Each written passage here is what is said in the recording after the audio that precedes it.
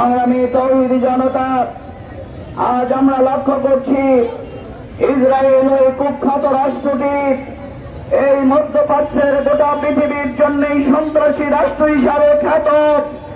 Israel সেই ফিলিস্তিনের গাজাবাসী নারী শিশুদেরকে হত্যা করে আইয়ামে জাহিলিয়াতের বর্বর ইতিহাসকে হার মানিয়েছে। ইসরায়েল এই হত্যাকাণ্ডের মাধ্যমে আর পৃথিবীর কোন রাষ্ট্র নয়, এটি সন্ত্রাসী রাষ্ট্র। পৃথিবীর তৌহিদি জনতাকে ঐক্যবদ্ধ হয়ে এই রাষ্ট্রকে গুলিয়ে দিতে হবে।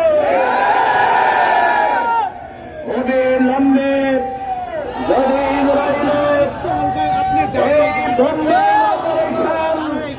এই হামলা নিরীহ নারী পুরুষদের উপরে বন্ধ না হয়, গোটা পৃথিবীর মুসলমানের যুবক তরুণ তরুণীরা এক একযোগে গাজাবাসীর দিকে মার্চ করে ইসরায়েলকে ধ্বংসের জন্য নেমে পড়বে।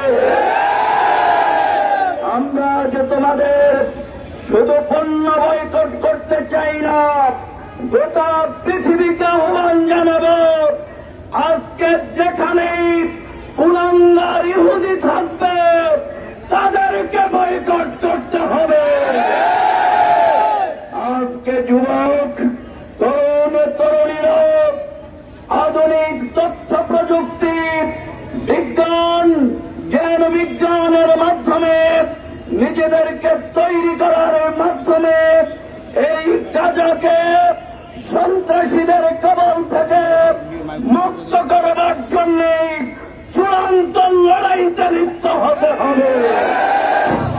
আমেরিকা, ইউরোপ, গোটা পৃথিবীর অন্য ধর্মাবলম্বী যারা অন্যায়ের প্রতিবাদ করছেন, আমেরিকায় সবচেয়ে বড় প্রতিবাদ হয়েছে, বিশ্ববিদ্যালয়গুলিতে প্রতিবাদ হচ্ছে। অবিলম্বে এই শয়তান কুলাঙ্গারের কবর রচনা করতে হবে।